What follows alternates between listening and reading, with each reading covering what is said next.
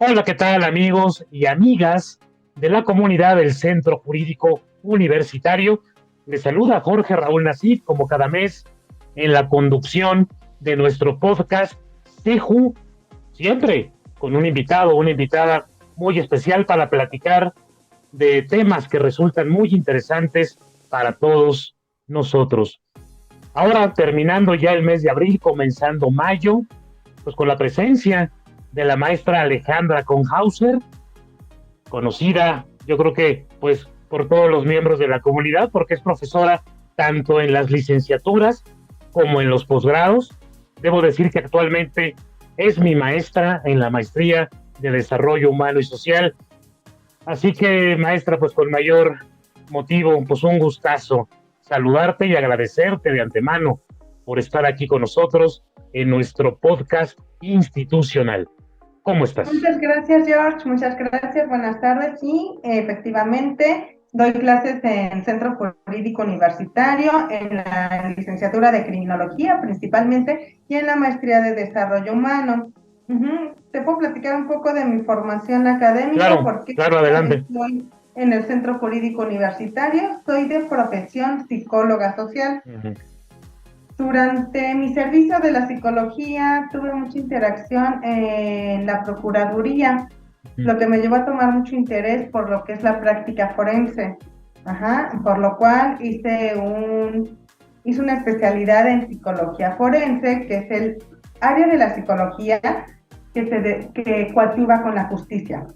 Entonces, está involucrado todo el tema de la criminología, del derecho en varias materias: penal, familiar, laboral.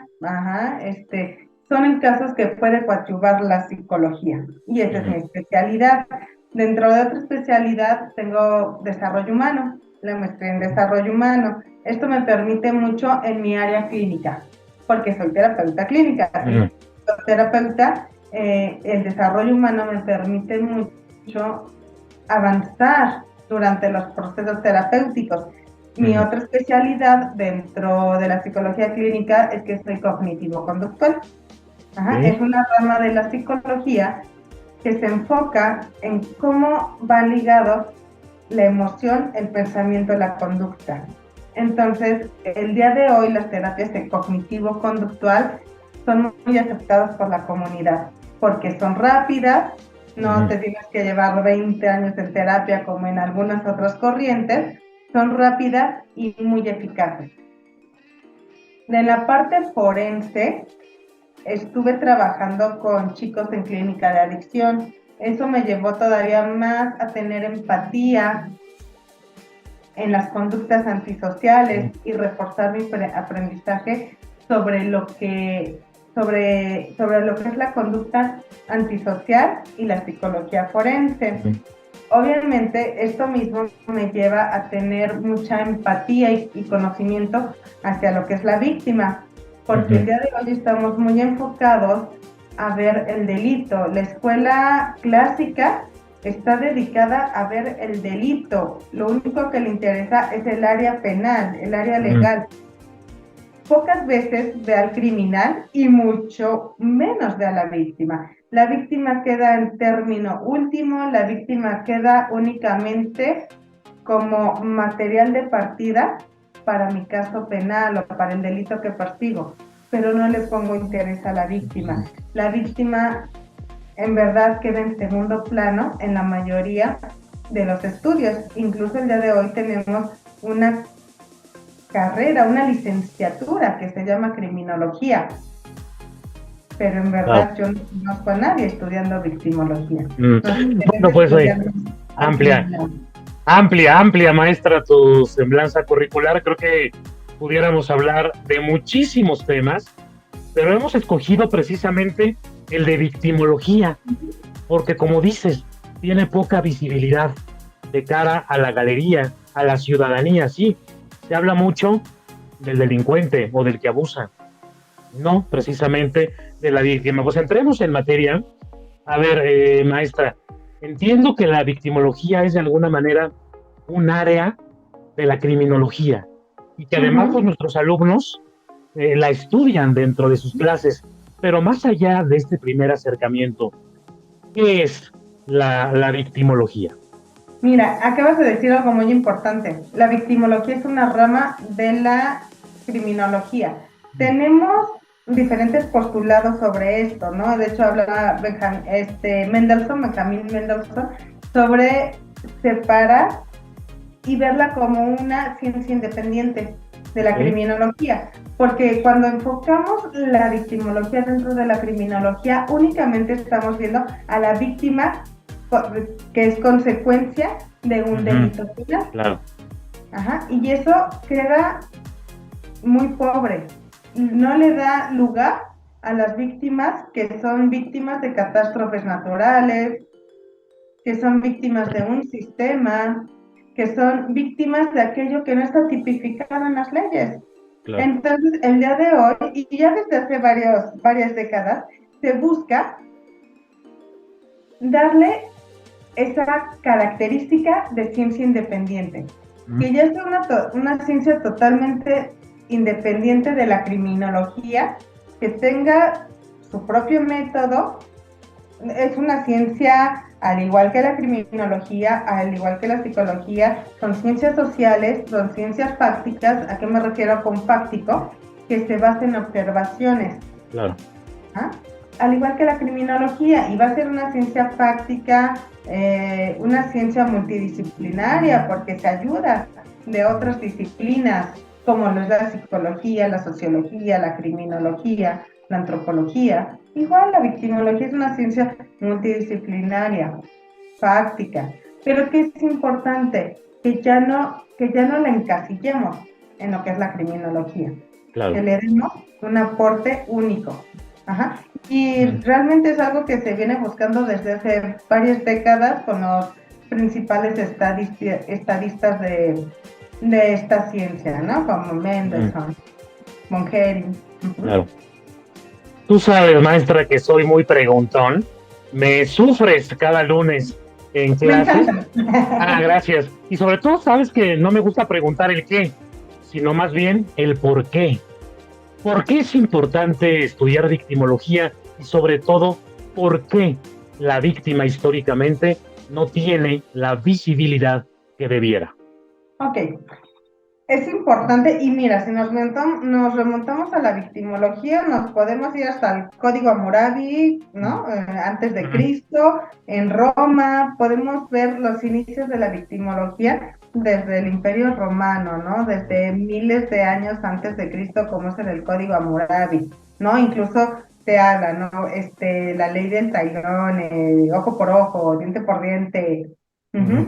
En todas estas épocas, se voltea a ver a la víctima desde el sentido de darle una recompensa, una remuneración. Ajá. Te pagamos, el Estado te paga, el criminal te paga, pero está ahí, no la vemos más. Lo que les ha interesado en todos los estudios, uno es el delito. Y hay mucho conocimiento sobre el delito y nos enfocamos mucho en estudiar el delito. Dos, el segundo paso que se estudia mucho es el criminal, la persona antisocial que comete este delito. Y tenemos un morbo natural, porque en verdad es un morbo natural por entender el comportamiento ajeno o atípico, ajeno al de nosotros, ¿no? ¿Por qué tú sí lo haces? ¿De dónde viene? ¿Por qué sientes placer? Y eso hace que no volvemos a ver a la víctima, que al final la víctima puede ser una persona con más características a una persona que entra dentro de la normalidad, para no entrar en controversia de que es anormal, que es anormal y por qué tú me estás diciendo anormal si yo creo que soy normal. Normal en características generales, todo aquello que la cultura tiene como permitido, y si mi cultura no está permitiendo tal conducta o no ve una conducta como algo sano y permitido, tengo una conducta normal. Ajá.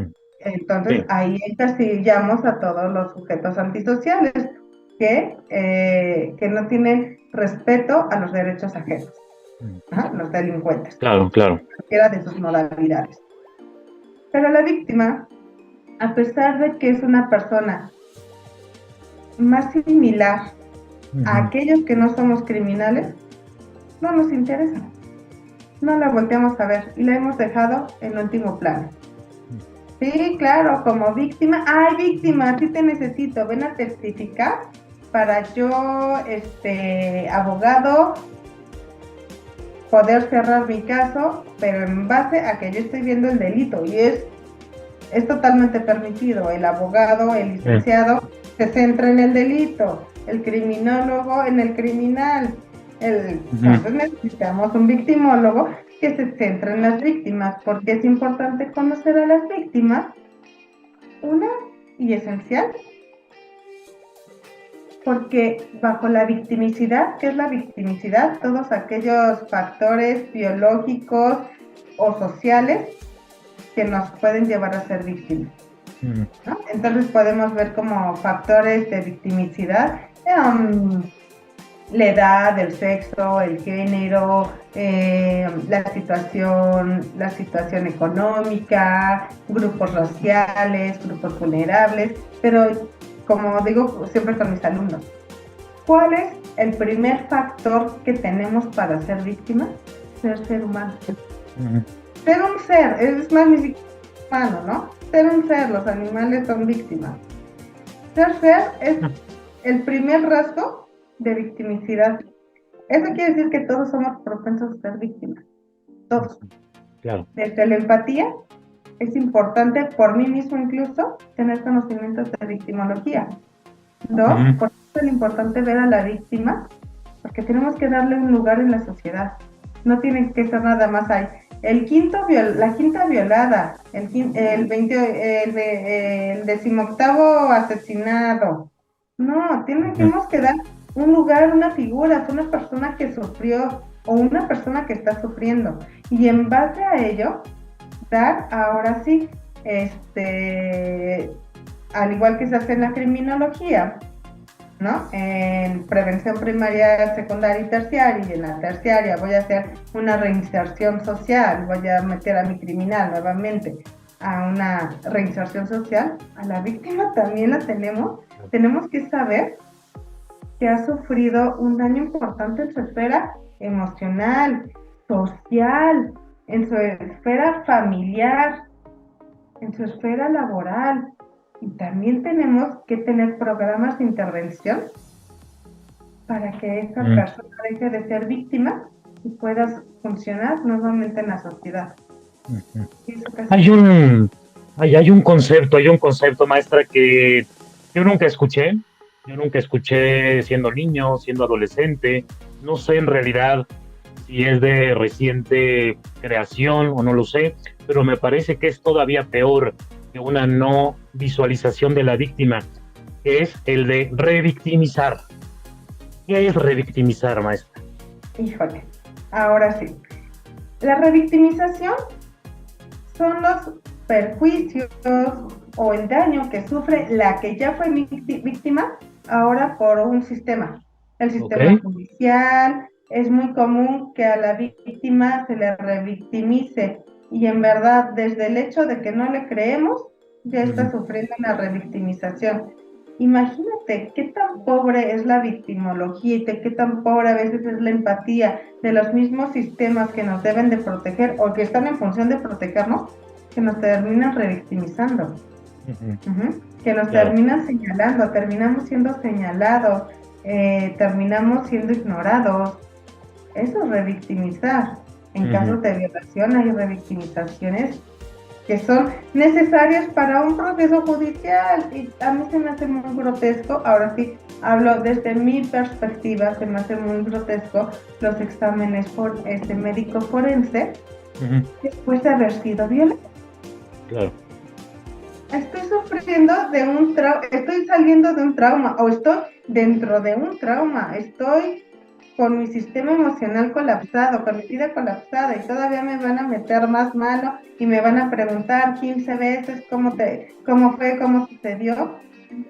Mira, sé que hay una parte con los niños que sí se protege de que no sufran esta revictimización, pero tampoco es algo que se haga mucho hincapié en ello, que en verdad dense cuenta que la persona ya tuvo que salir de ese trance emocional para venir a levantar una denuncia.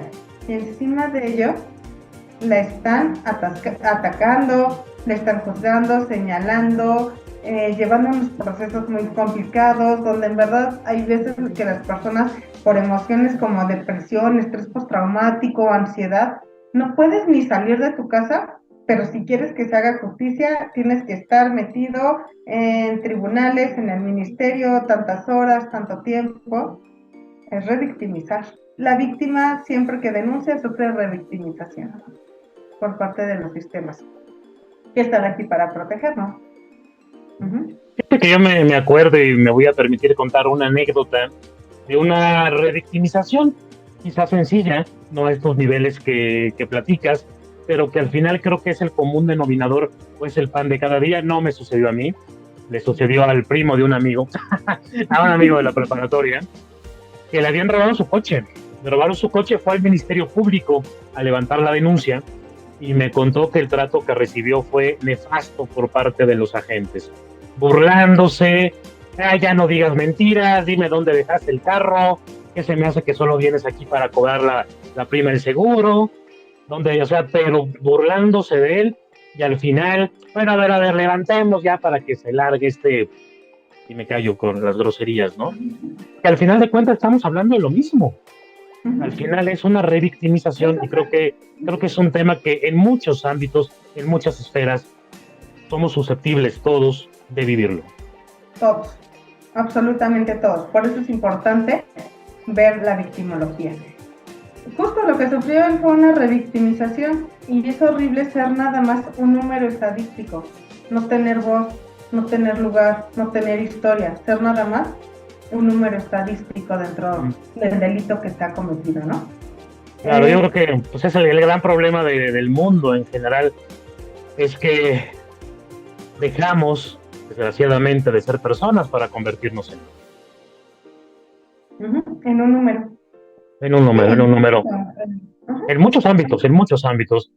Se nos termina el tiempo, maestra. Agradecerte nuevamente por este espacio, pero no quisiera despedirte sin que le brindaras un mensaje a la comunidad del CEJU, a tus alumnos, a tus alumnas, pero también a todos aquellos que sintonizan este podcast y que quizá piensan en estudiar criminología, en estudiar derecho y, ¿por qué no?, con nosotros, ser parte de esta institución.